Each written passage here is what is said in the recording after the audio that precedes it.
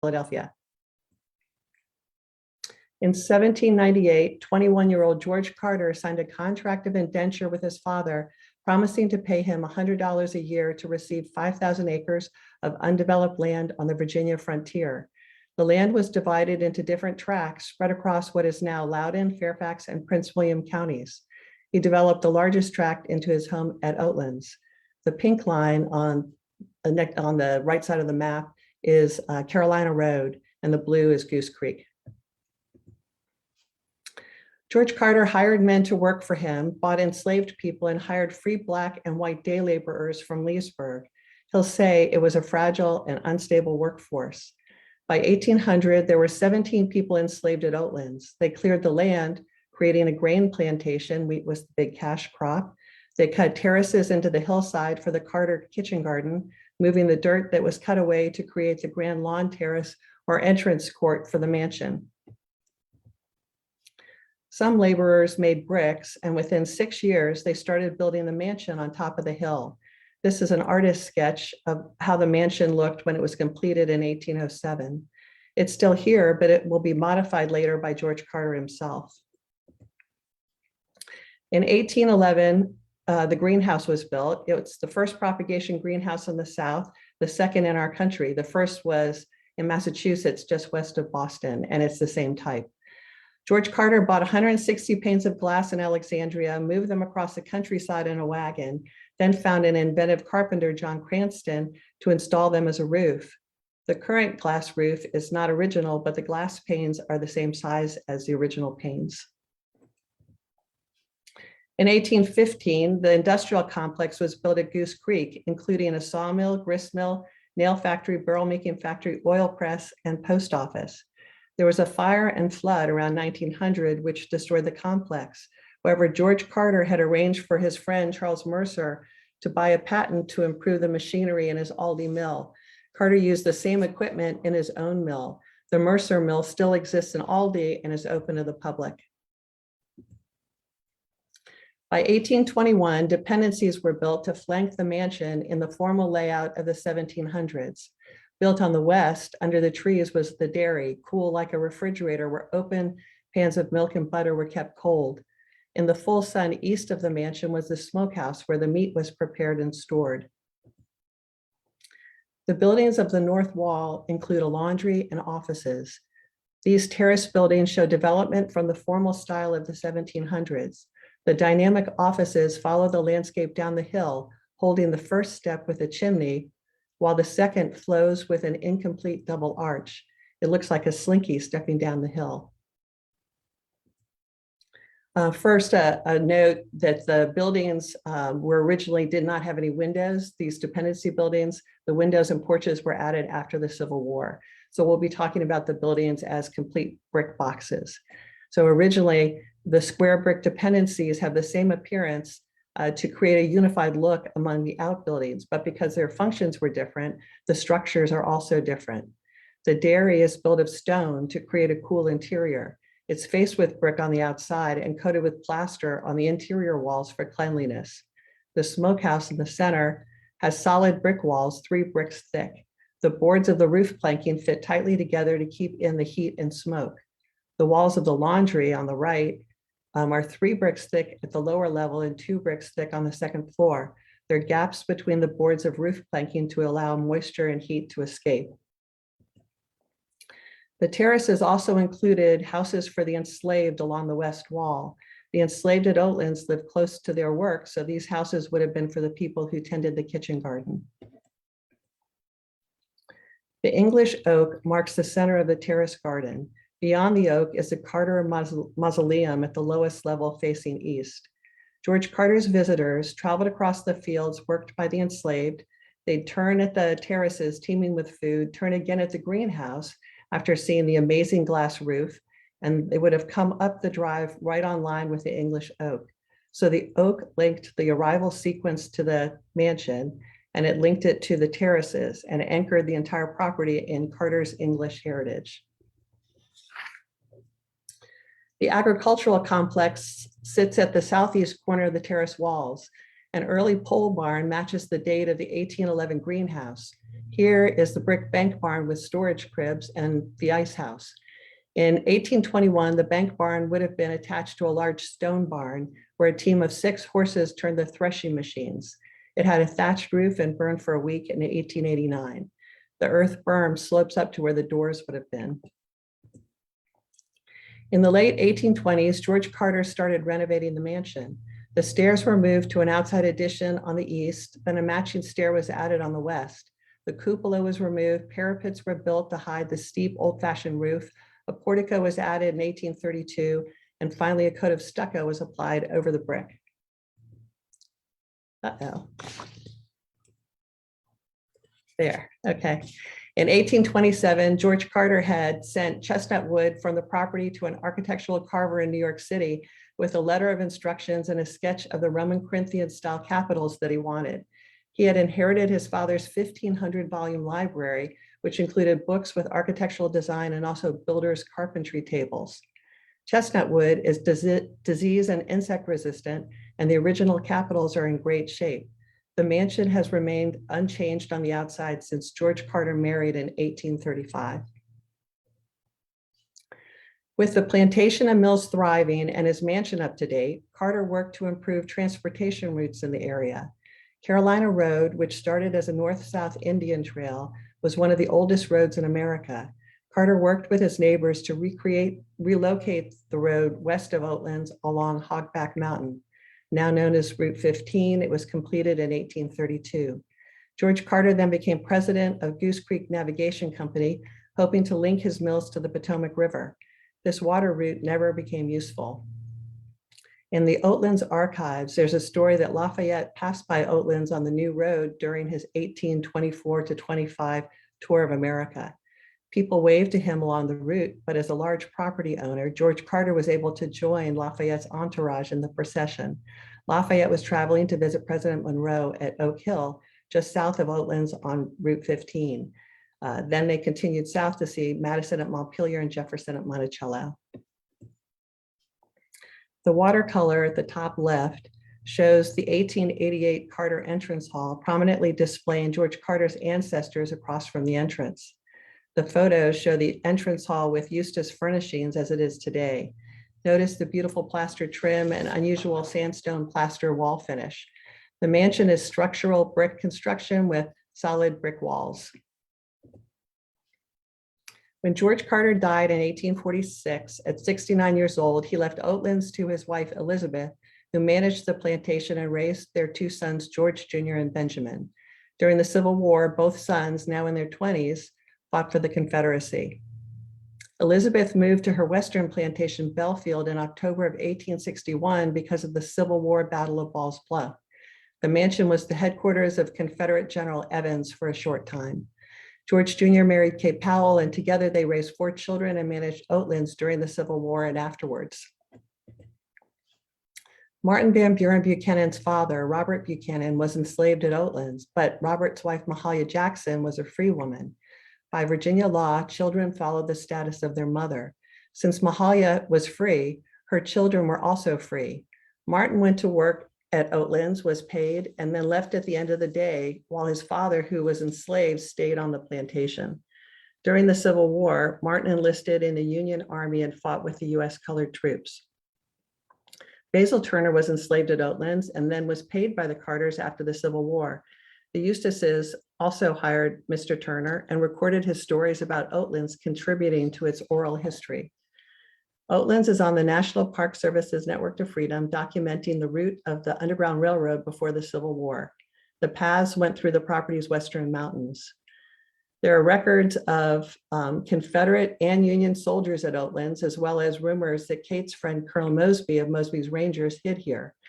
Mosby's horse Coquette was an Oatlands horse. The buildings at Oatlands were left undamaged after the Civil War, but the Army stripped the property of crops and livestock and used the fences as fuel. After the Civil War, George Jr. and Kate operated Oatlands first as a girls' school for 1 year and then as a boarding house for 20 years. Windows and porches were added to the dependencies, and the enslaved houses on the west wall of the terraces were rented as honeymoon cottages. Many people stayed at Oatlands, but the Carters were still unable to afford to keep the property. After selling many of their possessions, George Jr. and Kate sold the mansion and moved nearby to Little Oatlands. In 1903, Mr. and Mrs. Eustace bought the property. On the left side of the screen, you can see the rundown condition of the mansion in 1903, shown with their first baby. And then on the right, the way it looks today after the care of the Eustaces. William Corcoran Eustace was born in Paris in 1862. His father, George Eustace Jr., was a congressman from Louisiana and assigned to Paris during the Civil War to raise money to support the Confederacy. His mother, Louise, was the only daughter of William Corcoran, founder of the Corcoran-Riggs Bank and a supporter of the Confederacy. By the time he was 10, William Eustace's parents had died of tuberculosis, and he was raised by his grandfather, William Corcoran, in Washington, D.C. After graduating from the University of Virginia, William Eustace earned a law degree from Harvard and served as a diplomat in England. While there, he won prestigious horse races, including the County Meath Ireland Hunt in 1893, 94, and 96. The cup was retired to him after his third win. He returned to Washington, D.C. to serve as director of the Corcoran Gallery of Art that his grandfather had given the city. During World War I, he was captain in the infantry, serving as General Pershing's private secretary and interpreter. He returned home with influenza and died at 59 years old. This slide shows a portrait of William Corcoran painted by George Healy and some paintings from his collection. He was a patron of American artists, buying their work and opening the Corcoran Gallery and School of Art in 1869 with the purpose of encouraging the American genius. Again, William Eustace was director of the Corcoran Gallery of Art in Washington, D.C. This is a picture of the library at Oatlands. The Corcoran portrait is over the fireplace. And this is the drawing room. You can see Edith's portrait to the left. Edith Livingston Morton Eustace was born in Newport, Rhode Island in 1874. By 7, she was in Paris as the oldest of 5 daughters of Levi and Anna Morton. Levi Morton was minister to France and accepted the Statue of Liberty for our country. Later, he was vice president of the United States under President Benjamin Harrison, moving the family to Washington. Edith married William Eustace in 1900, and by 1915, they'd had 5 children. She was involved with charitable work and supported local schools and the Loudon Hospital. She was a serious gardener, bringing over some of Gertrude Jekyll's staff from England and published articles on gardening. These are some of Edith's gardens that you'll find on a visit to Oatlands. The Eustace ancestors are displayed in the dining room. On the left side of the screen is a portrait of Commodore Morris, naval hero of the War of 1812. The portrait was commissioned by and a gift from Lafayette. Commodore Morris was William Eustace's great-grandfather. The portrait on the right shows Governor Eustace of Massachusetts. From Edith's side of the family, Joseph Reed was an 18th century New York merchant who served on the governor's council and was a warden of Trinity Church. There are engravings of the Livingstons of New York. This in our picture is Robert Livingston the Elder from the 17th century, and a lock of George Washington's hair from the time Chancellor Livingston swore General Washington in as our first president. These are the 5 Eustace children. Helen was born in 1901, Margaret 1903, Morton 1905, Edith 1912, and little Anne was born in 1915. They're with their Morton grandparents. I'll highlight 2 of the 5 Eustace children. Edith Eustace ran a boys' club in the Bank Barn at Oatlands with the motto, "Love of Country Leads Us." Its members included tenant farm boys and the Carter boys, as well as her own son, Morton. Years later, Morton graduated from Harvard and became a theater critic in New York City. He was 35 years old when he enlisted in World War II. Posted to Air Force Supply in North Africa, he later became a tank commander under General Patton. He was killed in France in August of 1944.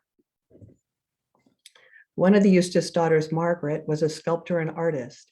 She married David Finley in the drawing room at Oatlands in 1931 and worked with him to bring a shared national art and culture to our country. David oversaw the construction of the National Gallery of Art, given to our country by Andrew Mellon, and served as its first director. Margaret designed the garden courts and guided the flow of the galleries. While David was working with the World War II Monuments Men Program, or Roberts Commission, saving the world's art treasures from first the Nazis and then the Russians, Margaret volunteered as a board member of the American Red Cross. She was also in charge of the Washington, D.C. chapter. She's shown here in her Red Cross uniform with President Truman. Margaret and David Finley's names are inscribed on the walls of National Cathedral, and Oatlands is portrayed in the cushions. David Finley protected Washington's neoclassical architecture as chairman of the Commission of Fine Arts from 1943 to 1963. During that time, he founded the National Trust for Historic Preservation in 1949. In the 1960s, he created the National Portrait Gallery out of the old Patent Office building, and at the request of Jackie Kennedy, he started the White House Historical Association. In 1965, after their mother Edith passed away at 90 years old, Eustace's daughters Ann Emmett and Margaret Finley gave Oatlands to the National Trust for Historic Preservation. In 1972, Oatlands became a registered National Historic Landmark. This designation recognizes Oatlands' significant importance in representing the history of the United States. The mansion, with its extensive gardens and numerous outbuildings, ranks as one of the most elaborate federal country seats in America. Please come out and visit Oatlands. We'd love to share the property with you. That's that. I'm ready to take questions. Wow. Thank you, Judith. That's so much great information. So many amazing characters and real deep history all in this one site. So let's I'll dive in with some questions. Let's see. Well, with the vastness of this site, just physically, how is the site maintained? What is that process like to keep it as a national landmark? So it's been a National Trust property for over 50 years, although to back it up a little bit, it had been started by the Carter family. And as I said, the Carters will sell the property in 1897, and they'll move their family to Little Oatlands, which is a hill south. And after they did that, one of the four Carter Jr. children will become the ground superintendent under the Eustace years. So the Carters were still maintaining the property as the workers for the Eustaces. After it became National Trust, it's been maintained differently with the different directors managing things. Actually, because of the size of the property, the most important thing is the goodwill of the neighbors. So we have a lot of volunteers that come in and work in the gardens. It's respected. Nobody comes in and sleds on it or drives around or anything like that. It's generally respected. I think that at this point, what they're doing is they're trying to do work for instance, there's somebody that comes and mows all the fields, and then they get to take the grass and use it as hay in their barns. So they're trying to work that way. But generally, it's a big property, it's not policed, and it's because people still respect it. Interesting. Yes, that makes good sense, and that goodwill we see at sites all over the Journeys heritage area. It's very important. Let's see. We have a question pertaining to what motives Robert Carter III had to free those that he had enslaved. As you mentioned, more than anyone else in American history. What was his motivations that led him to do that? Okay, so first of all, we sell a paperback, and I showed you in the slide, it's called the First Emancipator or Great Emancipator. And it's a paperback, it's not expensive. And he was a fascinating character who didn't do what you expected all along the way. For instance, he had 17 children. Often if you had that many children, you would have a first wife and a second wife. He had one wife with 17 children. He was a fascinating guy. So he had different interests. He had his political interests, and then he had the plantations that he was maintaining. As years go by, the American Revolution happens, and also the importance of religion. And my understanding is he became concerned that owning slaves might prevent him from going to heaven. So he will go through 5 different religions as he's negotiating his salvation. He ends up Swedenborg, and again, religion in America, all of these topics open, threads into deep studies. And so there was a lot of experimentation in religion in that time in America, and he'll end up the Swedenborg faith out of Baltimore, Maryland. And so on the one hand, he's worried about his own salvation. On the other hand, I've got to think it was the end of his life. He is heading to retirement.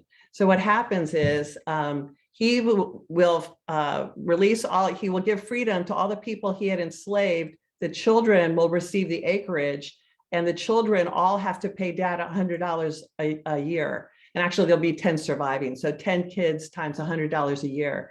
So now Robert III is in retirement, and he's handled the slavery issue for himself. And now the children have to figure it out for themselves, which I think is very good. You get to the next generation, there's a lot more technology, and each one will handle it. I believe they all bought slaves. So he didn't stop it for the family. He was doing it as a gesture. The other thing to consider, again, is the time in history. So he created the deed of gift in 1791. By 1793, the cotton gin had been invented, and the dependence on the laborer was higher. So again, you also have to look at his point in history. So fascinating. Yeah, he's fascinating. a fascinating guy. 17 children and 5 religions. Wow. That is enough for a few families. And he was a supporter of the King of England, his king. And as the war was coming along, apparently he was out on a boat in the Atlantic trying to negotiate between the two sides. And of course, it didn't happen. And we go into the American Revolution, and he'll become a colonel in the Virginia militia. But again, he's got a lot of different major things that he's trying to negotiate. Wow. Yeah, another question here. When is the best time to see the gardens? Okay, well, there's something about gardens. There's a structure of gardens. So we have important trees, historic trees, and we have the boxwood, which give a lot of structure. And then of course the terraces, which are very steep, 6 terraces, and then the walls and the buildings that are part of it. So all that is good to see anytime. As a matter of fact, if you don't want all those pretty flowers in the way, a great time to visit is late in November when all that stuff is gone. But then, of course, spring is fabulous with all the bulbs and the peony bushes. Summer is rich. There was a time when apparently the butterflies that used to go up the middle of North America had shifted to the east. And there are a lot of properties in this area that were trying to attract the butterflies to have them stay here. Oatlands did that too. We have a lot of summer blooming plants that encourage the butterflies to come through. And of course, by fall, you have all the chrysanthemums and beautiful fall colors like you saw in the previous, line of maple trees. So it's different in the different years. I'll say one other thing. So one of the trees near the greenhouse is the ginkgo. And I guess it's the fall. Apparently all the leaves turn yellow at the same time and drop. So we'll have artists calling, photographers calling to ask if the tree is ready yet, because they like to come specifically for when the tree drops all of its leaves. So there are things to see all different times. It was such a vast landscape there. There's vast nature. It's wonderful. Yeah, let's see. Oh, yes. What can visitors, with so much history that you're going over, what can visitors expect to take away? What do you hope are some of the themes or some of the things that they pick up on? Well, when you first started that question, actually, what I like to say is we are human guides that are doing the tours. And we all know all the different tours, except you don't know what the people want when they show up. And so, and number one, it has to be a nice experience. They've come to visit the place. And so you kind of read your guests, and we invite the guests to ask questions, or maybe they'll say they're especially interested in the Civil War. And so if they have any special interest, be sure to ask your guide, because we all know a lot more than we have a chance to talk about. As I said, all those different tours, all the way through art and everything else. So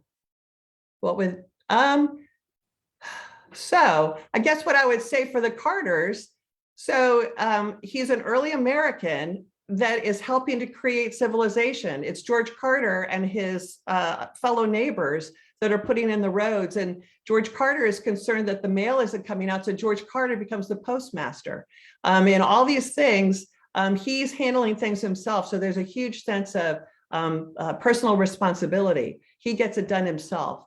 And he's interested in progress. He's doing all sorts of progressive things. For one, the kitchen was in the basement. So, he, again, all the way through, he's demonstrating progressive attitudes. And then with the Eustaces, there was a sense of treasuring American culture all the way through the generations, from the keeping of George Washington's hair. And we also have George Washington's china. Not that Washington was ever at Oatlands, but it was the Eustace ancestors who had collected it and were keeping it. Actually, they gave most of it to Mount Vernon. They had so many sets of china, they didn't need our set. It's a little dessert set that had belonged to William Corcoran. But there's a sense of trying to preserve and treasure American history for the next generation. And as I said, with Margaret and David Finley, there was a sense of sharing it as everything was for the whole country. So it was a national art and culture. And along those lines, I will say, another point of discussion, you can't save everything. And it's kind of interesting. So the Eustaces valued the mansion and a lot of the buildings, which had already been kind of adjusted after the Civil War for the borders. But they took down the wooden houses in the terrace garden to put in more flower beds because they didn't think that was important. So, we have a different understanding now, which you can't save everything, but that's part of the discussion. Right. And as a follow-up, and perhaps I believe our last question, yes, I think we've gone through all of them.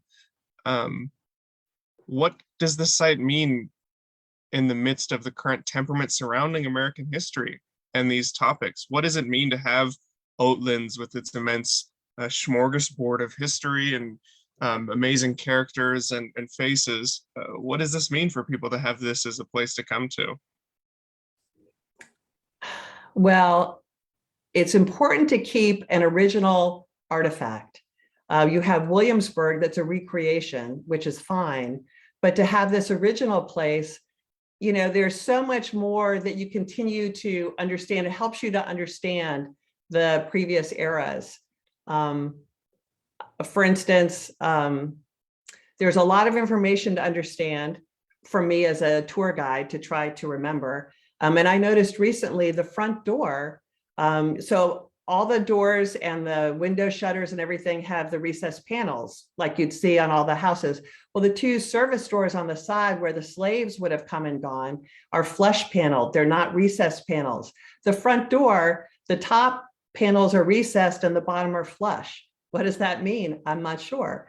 So, so you continue to try to figure out why he bothered to do that. We know a lot of the things were made on the property, but we know he bought this door specially. It was made by James McGuire of Alexandria. So this was a special door to him. We don't know why. And another thing that's wonderful, in addition to speaking with visitors that come, also I've had docents from Mount Vernon, from Monticello, come on my tours. And then I have a chance to share, well, this is what we have here. What do you have that's comparable on your site? And what do you think it means? So again, there's no way we understand everything that had happened before. And it's wonderful to have the original site so we can continue to try to figure it out, even with technology. So around the turn of the century, I believe, so Orbital Sciences was an engineering company on 28, and they were using their radar to look under the ground to try to find the location of where the slave houses were out in the fields. And I don't think that they actually found them. But again, as technology improves, again, we can maybe look deeper into what might have existed. So, I mean, it's wonderful to keep original places, and there's so many different things that you can understand from being here. Thank you. One of our viewers, I suppose, this comes to you as sort of a bonus question now then. One of our viewers just threw another one in the chat. Do archaeologists work at Oatlands? Yes. So when I first came and I was asking about the Indians that had been there, if you go up to Winchester, I believe they have more of a story of the local Indians in the museums in Winchester, Virginia. I was told that we weren't going to focus on that. We didn't want to encourage people just coming and digging on the property. So we started in 1798 with George Carter. But in the meantime, what we have universities and colleges near here. And so some of the university classes will come and do work at the property. So that's limited. They have a limited thing they're looking at. I think as I was arriving about 10 years ago, they were doing work on the greenhouse. So the greenhouse is not completely original. The bottom of it is, so they were doing a lot of archaeology around the greenhouse when I first came. And as I said, they get directed, they think the enslaved cemetery was here. And so then they'll go study that area. So it's intermittent. But yes, over the years, they've been doing archaeology. Fascinating. Well, we want to thank you for being with us this morning, this afternoon, Judith, and for all the great information you've given us. Thanks for joining. My pleasure. And be sure to come to Oatlands. It's now open all year round. It used to just be open 3/4 of the year, but I believe now it's open all year. So come and visit. Oh, that's awesome. I know I look forward to it. I did not expect so many cool stories. And to hear some of those more fleshed out would be great. And for everyone at home watching, thank you for joining us, the Journey Through Hollowed Ground. And make sure to tune in next week as we continue to explore these amazing American heritage sites. Thank you, everyone.